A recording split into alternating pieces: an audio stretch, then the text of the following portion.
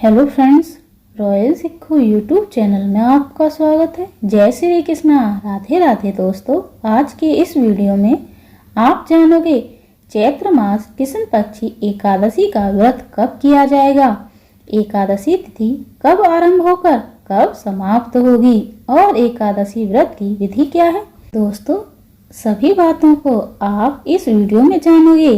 Channel पर नए हैं तो कृपया चैनल को सब्सक्राइब कर लेना। प्रत्येक व्रत त्योहार की जानकारी, व्रत कथाएं इस चैनल पर वीडियो के माध्यम से आप तक पहुंचाते रहेंगे। दोस्तों, एकादशी के स्वामी हैं भगवान श्री हरि विष्णु।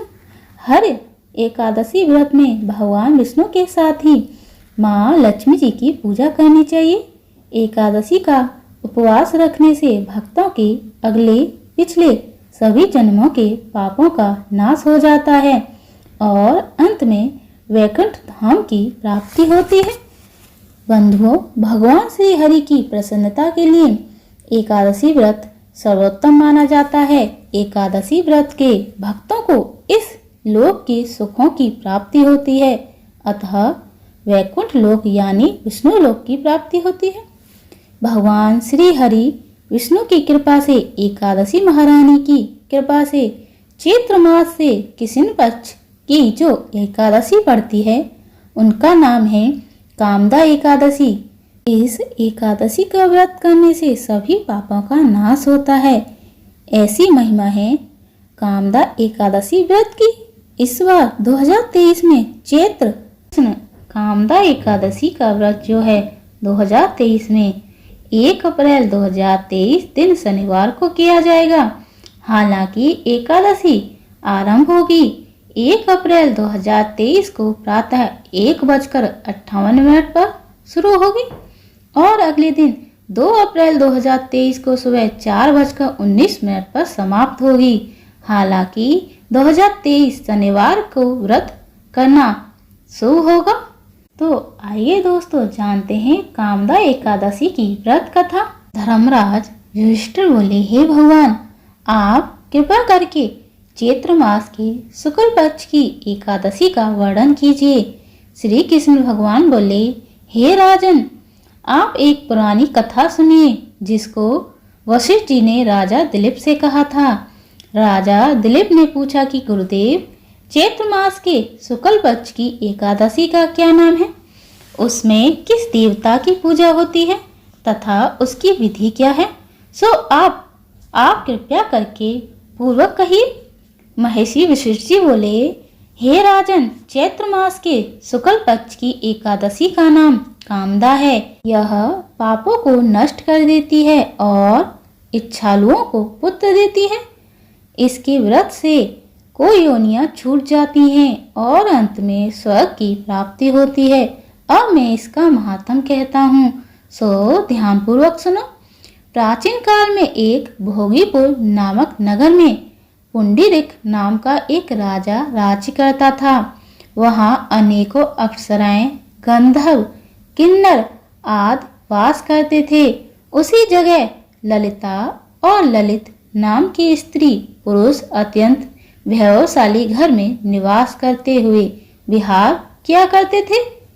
एक समय राजा पुंडरीक गंधर्व सहित सभा में उपस्थित थे।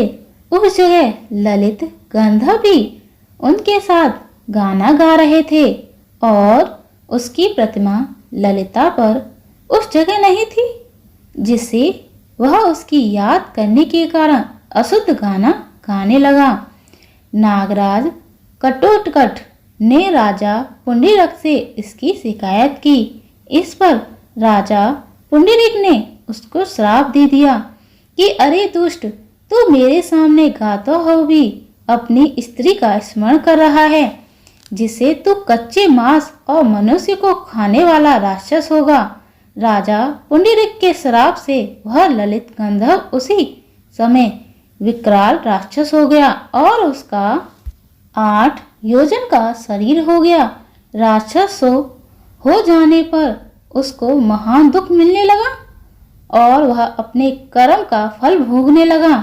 जब ललिता को अपने प्रियतम ललित का ऐसा हाल मालूम हुआ तो वह बहुत दुखी हुई वह सदैव अपने पति के उद्धार के लिए विचार करने लगी कि मैं कहाँ जाऊं और क्या करूं।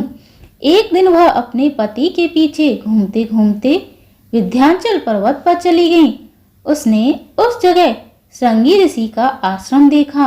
वह शीघ्र ही उस आश्रम के पास गई और उस ऋषि के सम्मुख जाकर विनय पूर्वक कहने लगी।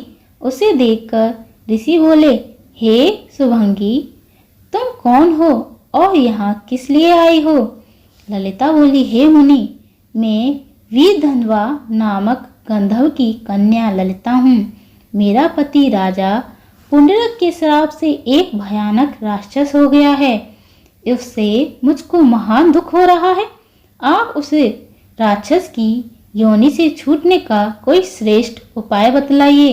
तब ऋषि बोले, अरे गंधर्व कन्या ललिता, अब चैत्र मास शुक्ल पक्ष की एकादशी आने वाली है। उसका नाम कामदा एकादशी है। उसके व्रत करने से मनुष्य के समस्त कार्य शीघ्र ही सिद्ध हो जाते हैं। यदि तू उसका व्रत करके उसके व्रत के पुण्य को अपने पति को दे देगी तो वह शीघ्र ही राक्षस योनि से छूट जाएगा और राजा का श्राप शांत हो जाएगा।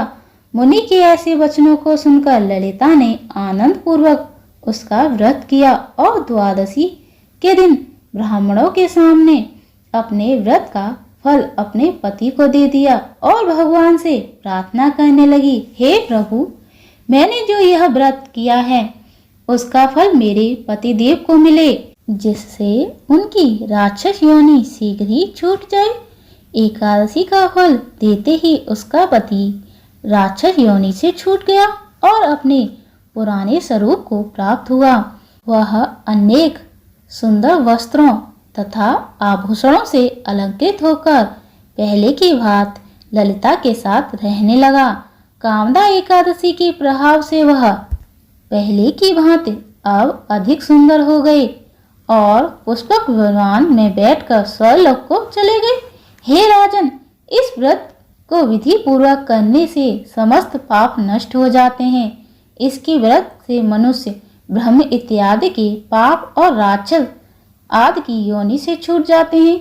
इसकी कथा व महात्म पढ़ने से वाजपेयी यज्ञ का फल मिलता है।